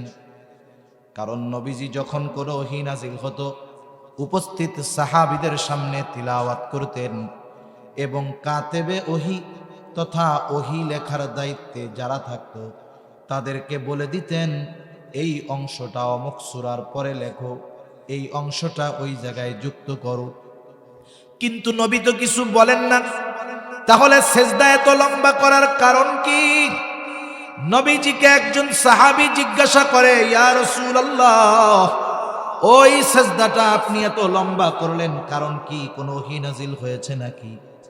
নবীজি তখন বললেন, না, ওহী নাজিল হয় নাই, বরং আমি যখন সেজদায় গিয়েছি হুসাইন আমার ঘাড়ের উপরে ওইটা খেলা শুরু করে দিয়েছে। আমি তার খেলা শেষ বাধা দেওয়াকে পছন্দ করলাম না। আমি তার খেলা শেষ হওয়া পর্যন্ত সেজদাকে লম্বা করলাম। সে যখন খেলা শেষ করে আমার ঘাড় থেকে নামলো, তখন আমি সেজদা থেকে মাথা উঠাইলাম। একটু চিন্তা করেন, আমাদের কোন ইমাম সেজদায় গিয়া যদি 11 বারের জায়গায় 21 বার সুবহান রাব্বিয়াল আলা পড়ে, পেছন থেকে মুসল্লি মনে করবে হায় রে, ফেসবুকে দেখি শুনি কত লোক নামাজের সেজদায় পড়া সেজদা অবস্থায় মরে গেছে, তাহলে আমাদের ইমামও মনে হয় এই সৌভাগ্যবান লোক। এইবার এটা দেখার জন্য উইঠা যদি দেখে যে ইমাম সাহেবের ছেলে ওনার গাড়ির উপরে উঠা লাফাইতেছে আর হুজুর সেজদায় পড়ে রয়েছে, তখন কি বলবেন? বলবে আপনারা বাকিরা ওঠেন ওঠেন, দেখেন দেখেন কি হয়েছে। হুজুরে বলবে হুজুর বাকি নামাজ আমরা পড়ে নি মনে, আপনি গাঠি নিয়ে বাড়ি যান। এটাই তো হবে নাকি? এই হবে বাস্তব। কিন্তু দেখেন রহমাতুল লিল আলামিন, একটা বাচ্চা খেলাকে প্রাধান্য দিয়ে সেজদাকে তিনি লম্বা বানায় দিয়েছেন। এজন্য আমরাও যখন বাসায় নামাজ পড়বো, আমাদের সন্তানেরা মুরব্বীদের নাতিপুতিরা ঘাড়ের উপরে উঠলে রাগ হওয়া যাবে না, সেজদা একটু লম্বা বানায় দিতে হবে। করা যাবে না ইনশাআল্লাহ? এরপরে বাচ্চার বয়স যখন 5 বছর হয়ে যাবে, ভালো মন্দ সব বুঝে এবার মসজিদে নিয়ে অভ্যাস করেন। মসজিদে নেওয়ায় অভ্যাস করেন। একেবারে গেদাটাকে মসজিদে নেওয়া যাবে না, যে প্রস্রাব পায়খানা করে কথা বলতে পারে না। 5 বছর 6 বছর মসজিদে নেওয়ায় অভ্যস্ত হন। যদি 5 বছর থেকে তাকে মসজিদমুখী বানায় দেওয়া হয়, 7 বছর বয়সে নামাজের আদেশ করা লাগবে না।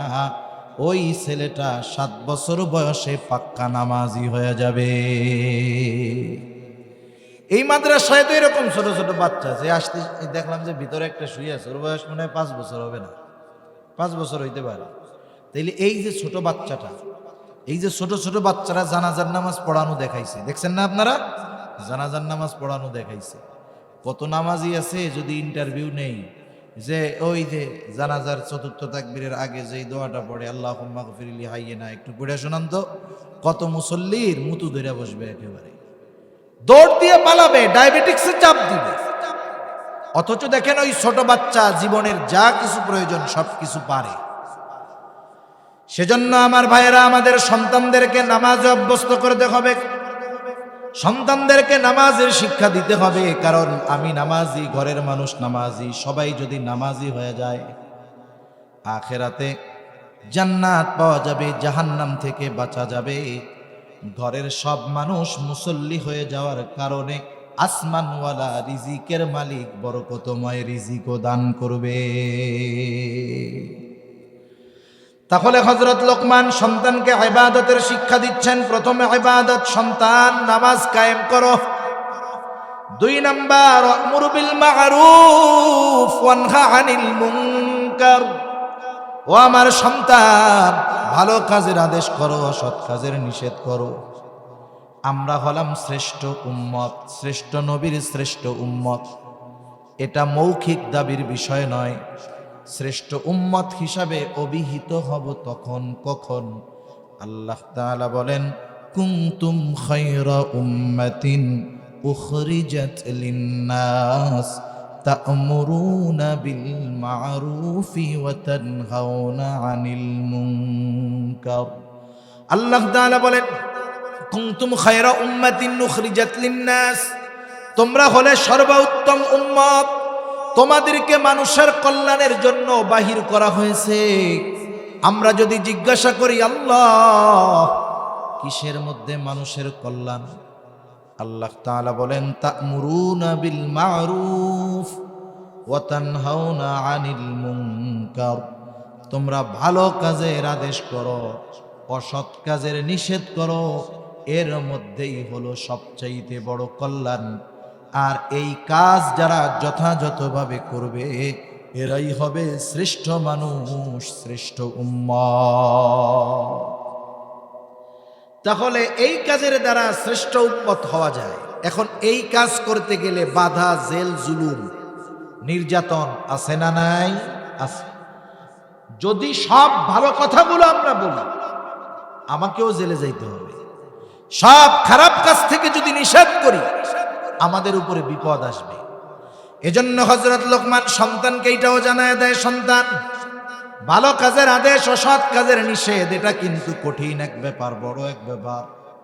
বিপদ আসতে পারে, যখন বিপদ চলে আসবে কি করবা? ওয়াসবির আলা মা আসাবাক, মুসিবত যখন আসবে সবর করবা। ইন্না যালিকা মিন আজমিল উমুর, কারণ এটা হলো এক বড় ব্যাপার, বিশাল বড় কারবারি। এই কাজ করতে গেলে পৃথিবীর শুরু থেকে নিয়ে যারাই করেছে, কিয়ামত পর্যন্ত যারা করবে, এদের উপরে মুসিবত আসবে, এটাই স্বাভাবিক। তাহলে সন্তানের তৃতীয় শিক্ষা হলো ইবাদত। 1 নাম্বার ঈমান, 2 নাম্বার আল্লাহর কুদরত, 3 নাম্বার ইবাদত, 4 নাম্বারের যেই শিক্ষা এটা হলো সামাজিকতার শিক্ষা, মানুষের সাথে আচার ব্যবহার কেমন হবে সেই শিক্ষা। হযরত লোকমান এবার সন্তানকে বলতেছে, সন্তান, ওয়ালা তুসাইর খাদ্দাকা লিন্নাস ওয়ালা তামশি ফিল আরদি মারহা। অল্প সময়, আর বেশি সময় না। আমি চিন্তা করেছিলাম যে এই টাইমের মধ্যে শেষ করব, সেটা পার হয়ে গেছে। হযরত লোকমান সন্তানকে শিক্ষা দিচ্ছে মানুষের সাথে কেমন আচরণ করবা। হযরত লোকমান সন্তানকে বলতেছে, মানুষের দিক থেকে মুখ ফিরায় কথা বলবা না। মুফাসসিরিনে কেরাম বলেন এর দ্বারা উদ্দেশ্য হলো মানুষের সাথে অহংকার নিয়ে কথা বলবা না। আজকে তাকায় দেখেন, একজন আর একজনের সাথে কথা বলে, কোনো নমনীয়তা নাই, ভদ্রতা নাই। কিছু বছর আগেও ছোটরা বড়দের সাথে সম্মান শ্রদ্ধার সাথে কথা বলতো, কিন্তু আফসোস আজকে নাতির বয়সী ছেলেটা দাদার বয়সী, নানার বয়সী ওই রকম ব্যক্তির মাথায় লাঠি দিয়ে বাড়ি দিতেও দ্বিধাবোধ করে না। অসভ্যতা এমন পর্যায়ে চলে গেছে যে যত বড় ভার্সিটিতে পড়ে ও তত বড় বেয়াদব হয়। এটা সত্য না মিথ্যা কথা বলেন তো? সত্য কথা। যত বড় ভার্সিটি দেশের তত বড় বেয়াদব, অসভ্য আর বেহায়া তৈরির কারখানা ওইটা তত বড়। আমাদের দেশের শিক্ষা ব্যবস্থা তো শেষ। আদবের শিক্ষা নবীজি দিয়ে গেছেন। নবীজি বলেন, মাল্লাম ইয়ারহাম সগীরানা ওয়া লাম ইউক্বির কাবীরানা ফালাইসা মিন্না। নবীজি বলেন, যে ছোটকে স্নেহ করে না, বড়কে সম্মান করে না, সে আমার উম্মত নয়। অবস্থাটা কি দেখেন, একজন মানুষ যদি সম্পদওয়ালা হয়ে যায়, গরিব মানুষগুলারে গুনায় ধরে না। 4 চাকার গাড়িওয়ালা, রিক্সাওয়ালারে গুনায় ধরে না। মাঝে মধ্যে আমরা এমনও দৃশ্য দেখি, হৃদয় বিদারক দৃশ্য। হায়রে, রিক্সাওয়ালা গরিব মানুষ, দুর্বল মানুষ, ওই টাকাওয়ালা তার সাথে খারাপ আচরণ করতেছি। তার ছেলের বয়সী লোকটা ওই বাবার বয়সী লোকের গায়ে নির্দ্বিধায় হাত তুলতেছে। এই ধরনের দৃশ্য সমাজে আছে। আরেকজন ক্ষমতাওয়ালা হয়ে গেছে, অসহায় দরিদ্র মাজলুম মানুষগুলোর উপরে চেপে বসছে। অহংকারের চূড়ায় তারা পৌঁছায় গেছে। কেউ টাকার অহংকার, কেউ ক্ষমতার অহংকার, কেউ শিক্ষার অহংকার। বলেন তো, টাকাওয়ালা অহংকার করবে কি নিয়া? যত টাকাওয়ালা সে হোক না কেন, কখনোই সে কারুনের মতো ধনী হতে পারবে না। কিসের অহংকার? কিসের আমলের অহংকার? যত আমল করুক না কেন, যত ইলম অর্জন করুক না কেন, শয়তানের মতো আবেদ আর ইলম অর্জনকারী কখনো হতে পারবে না। ক্ষমতার অহংকার করে, কত অহংকার করবে, ফেরাউনের মতো ক্ষমতাধর কখনো হইতে পারবে না। আল্লাহ তাআলা সবগুলোরে সাইজ করে দিয়েছে। এই অহংকার হলো এমন এক গুনাহ, আসমান জমিনে সংগঠিত প্রথম গুনাহ হলো এই অহংকার। হযরত আদম আলাইহিস সালামকে অহংকার কইরা ইবলিস সিজদা করে নাই। হযরত লোকমান ও সন্তানকে বলতেছে, সন্তান, মানুষের সাথে তুমি কখনো অহংকার করবা না। কেন অহংকার করবা না? শুনা নাও, নবীজিও বলেন লা ইয়াদখুলুল জান্নাতা মান কানা ফি কলবিহি মিসকালা হাববাতিন মিন কিবর, যার অন্তরের মধ্যে যাররা পরিমাণ অহংকার আছে, নবীজি বলেন ওই লোকটা জান্নাতে প্রবেশ করতে পারবে না। এজন্য ধনী তার সন্তানকে শিক্ষা দিবে যে গরিবের সাথে ভালো মতো কথা বলবা। আজকে যদি এই শিক্ষা থাকতো, সমাজের ব্যালেন্স ঠিক থাকতো, বেয়াদব সমাজে বাড়তো না। পরিবার থেকেই শিখায় না, শিখবে কোত্থেকে? ঠিক কিনা বলেন? শেখাতে হবে। বাবারে যেমন আচরণ করতে দেখে ও তো সেরকমই করবে, বরং তার দ্বিগুণ খারাপ করবে। তাই হযরত লোকমান মানুষের সাথে কেমন আচরণ করবে শিক্ষা দিয়ে বলেন, বাবা তুমি চেহারা অন্যদের দিকে ঘুরায় কথা বলবা না, তার মানে অহংকার করে কথা বলবা না। আর ওয়ালা তামশি ফিল আরদি মারহা, জমিনের মধ্যে অহংকার করে তুমি হাঁটবা না। আল্লাহ তাআলাও বলেন ওয়ালা তামশি ফিল আরদি মারহা ইন্নাকা লান তাখরিকাল আরদা ওয়া লান তাবলুগাল জিবালা তুলা। আল্লাহ তাআলা বলেন তুমি জমিনের উপরে দর্প ভরে হাইটো না। ইন্নাকা লান তাখরিকাল আরদা, তুমি কখনো তোমার পা দিয়ে জমিনকে বিদীর্ণ করতে পারবা না। বুক উঁচা করে হাঁটো, মাথা উঁচা করে হাঁটো। শুইনা রাখো, ওয়ালাং তাবলুগাল জিবালা তুলা, উচ্চতায় তুমি কখনো পাহাড় সম হইতে পারবা না। সেজন্য জমিনে নমনীয়তার সাথে মধ্যপন্থা অবলম্বন করে হাঁটার শিক্ষা হযরত লোকমান সন্তানকে দিচ্ছেন। সাথে সাথে বলতেছে, সন্তান ইন্নাল্লাহা লা ইউহিব্বু কুল্লা মুখতালিন ফখুর। অহংকার কেন করবা না শোনো, কারণ আল্লাহ তাআলা মুখতাল আর ফাখুর এদেরকে ভালোবাসেন না।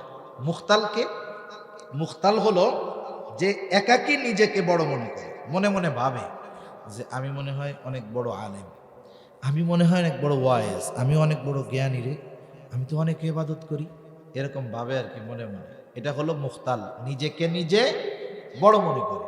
আর ফাখুর হলো সে যে আর একজনকে তুচ্ছ করে নিজের বড় মনে করে। অমুক কি আলেম, আমি ওর চেয়ে বড় আলেম, অমুকে বড়া জানে কি, আমি যা জানি তার দ্বারের কাছেও নেই। আছে না এরকম? ওই যে শয়তান কইছে না আনা খাইরুম মিন, আরে আমি ওর চাইতে ভালো। ও কি ইবাদত করে বেডা, আমি আওয়াবিন চাষ তেশরাক কোনোটাই ছাড়ি না। আরে ও কি তিলাওয়াত করে, আমি দৈনিক 5 পারা তিলাওয়াত করি। ও কি দান সৎকা করে বেডা, আমি 10টা মাদ্রাসায় দান করি। আছে না এরকম আল্লাহর বান্দা? আর একজনকে তুচ্ছ করে নিজেকে বড় মনে করে, ও হলো ফাখুর।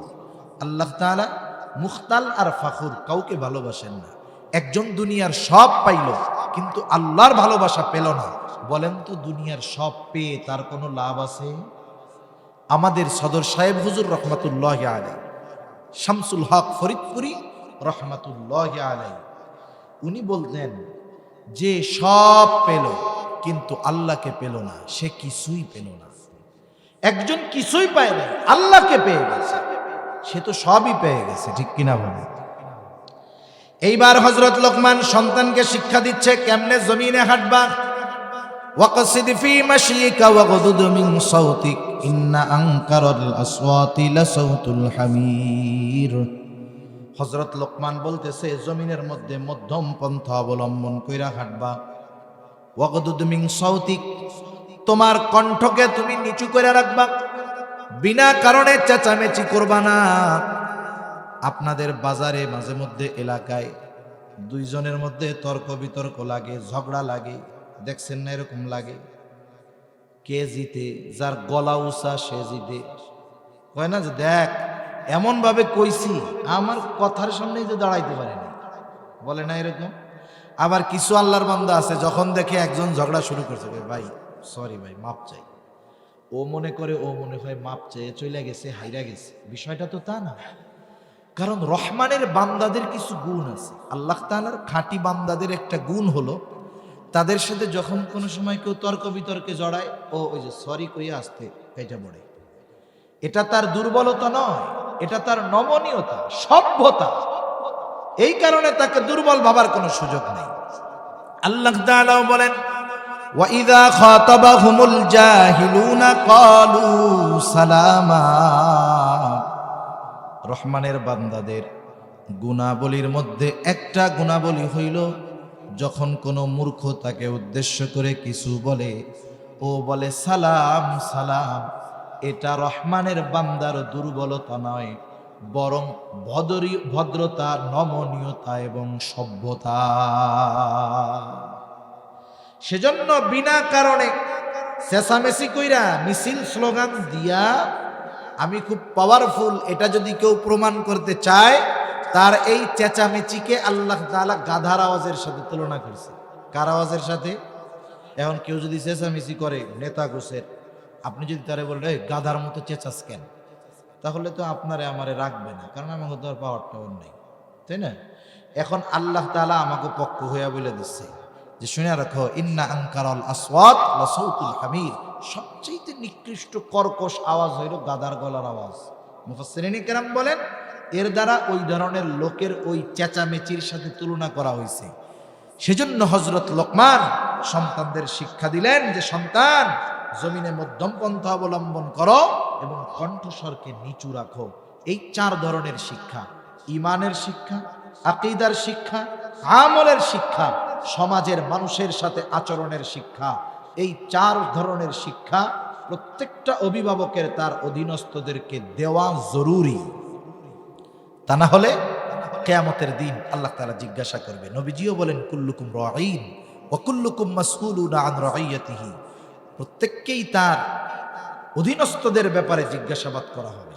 এই যে দেখেন সমাজে কয়জন অভিভাবক আছে এই 4 ধরনের শিক্ষা পরিপূর্ণভাবে সন্তানদেরকে দেয়? 1 লাখেও একটা খুঁজে পাওয়া কঠিন হবে, ঠিক কিনা বলেন? আর বাস্তবতা কি জানেন? এই 4 ধরনের পরিপূর্ণ শিক্ষা এই কওমি মাদ্রাসা